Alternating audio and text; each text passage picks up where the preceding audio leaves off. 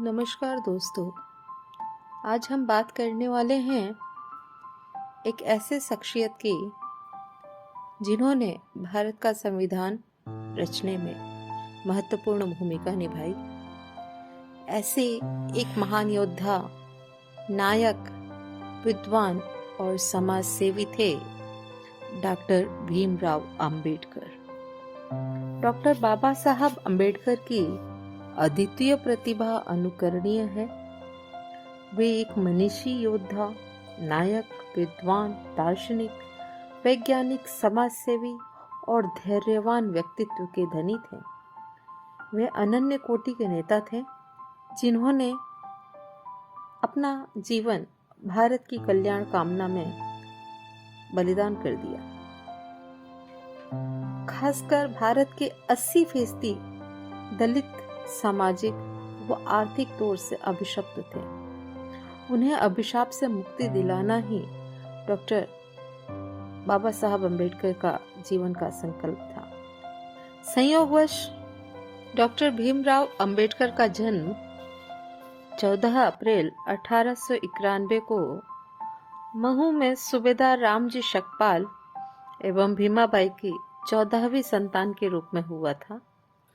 उनके व्यक्तित्व में स्मरण शक्ति की प्रखरता, बुद्धिमत्ता, ईमानदारी, नियमितता, दृढ़ता, प्रचंड संग्रामी स्वभाव का अद्भुत मेल था। संयोगवश भीमराव सतारा गांव के एक ब्राह्मण शिक्षक को बेहद पसंद आए। वे अत्याचार और लांछन की तेज धूप में टुकड़ा भर बादल की तरह भीम के लिए मां के आंचल की छांव बन गए। बाबा साहब ने कहा, वर्गहीन समाज गढ़ने से पहले समाज को जाति विहीन करना होगा। समाजवाद के बिना दलित मेहनती इंसानों की आर्थिक मुक्ति संभव नहीं है।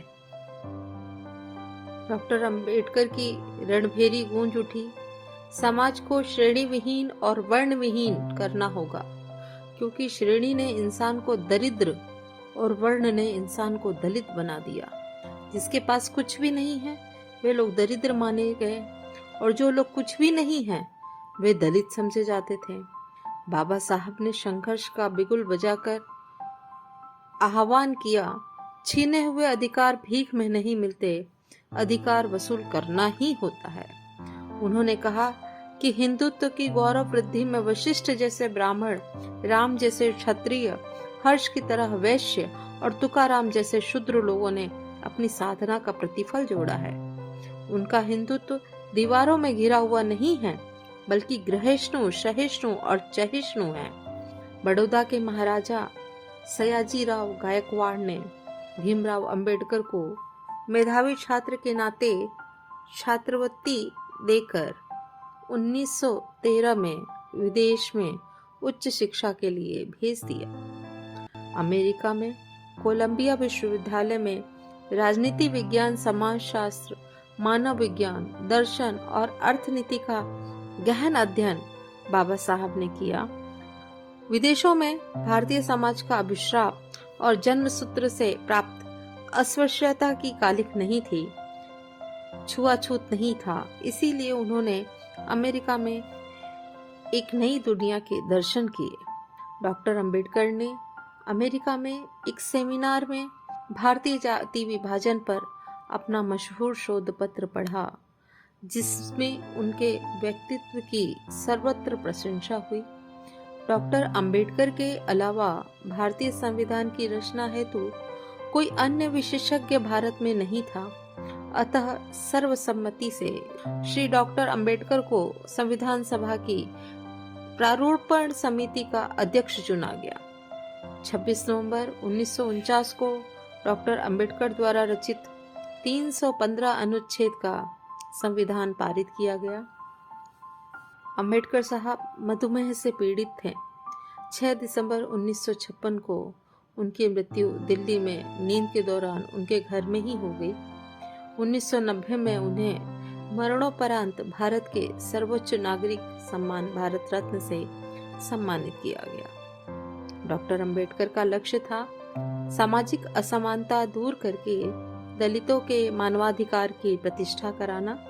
डॉक्टर अंबेडकर ने गहन गंभीर आवाज में सावधान किया था, 26 जनवरी 1950 को हम परस्पर विरोधी जीवन में प्रवेश कर रहे हैं। हमारे राजनीतिक क्षेत्र में समानता रहेगी, किंतु सामाजिक और आर्थिक क्षेत्र में असमानता रहेगी। जल्द से जल्द हमें इस परस्पर विरोधता को दूर करना होगा, वरना जो असमानता के शिकार होंगे वे इस राजनीतिक गणतंत्र के ढांचे को उड़ा देंगे। इस तरह से बाबा साहब अम्बेडकर की अद्भुत स्थान रहा। बाबा साहब से जुड़ी जो बातें आपको प्रभावी लगी उसे कमेंट में लिखना ना भूलें। धन्यवाद। जय हिंद।